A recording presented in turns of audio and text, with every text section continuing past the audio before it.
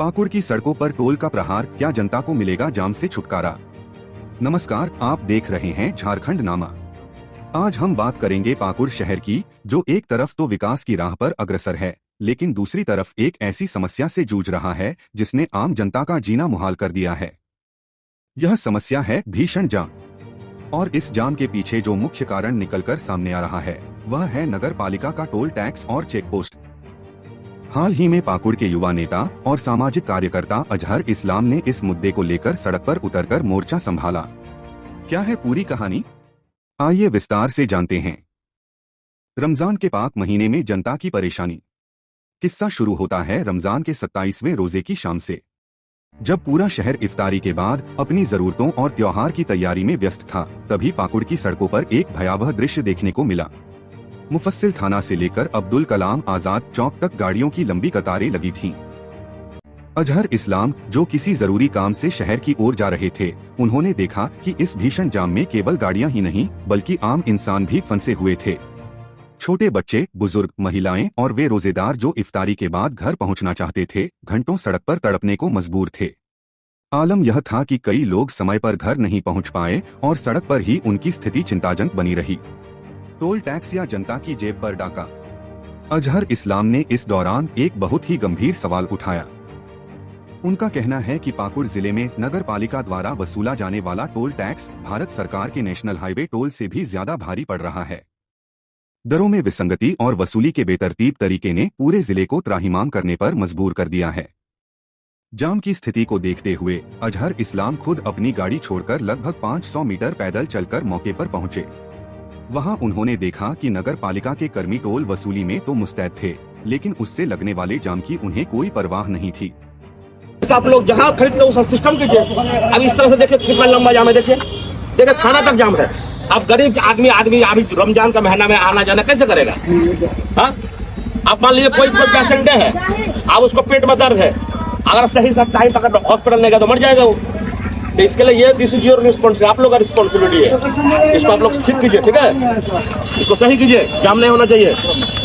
ये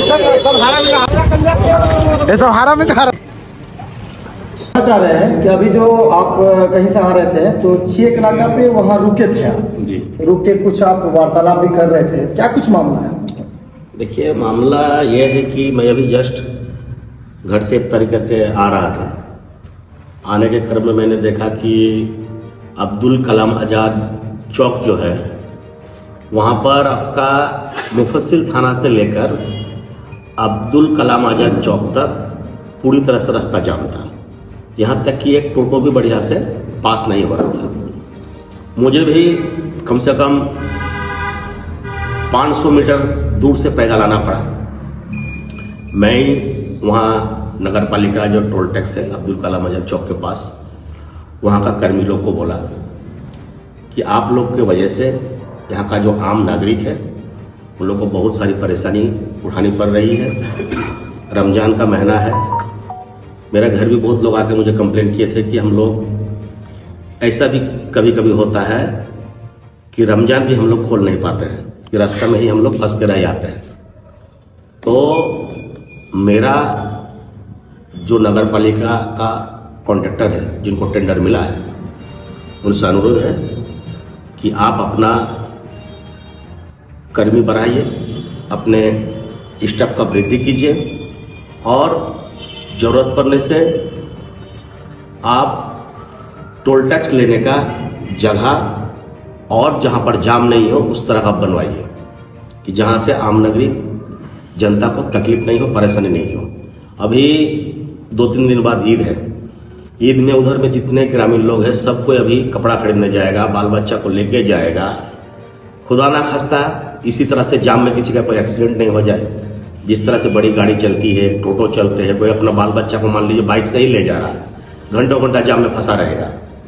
तो मैं यहाँ का प्रशासन से भी अपील करता हूँ, अनुरोध करता हूँ कि इसको देखा जाए और ये जो जाम लग रही है।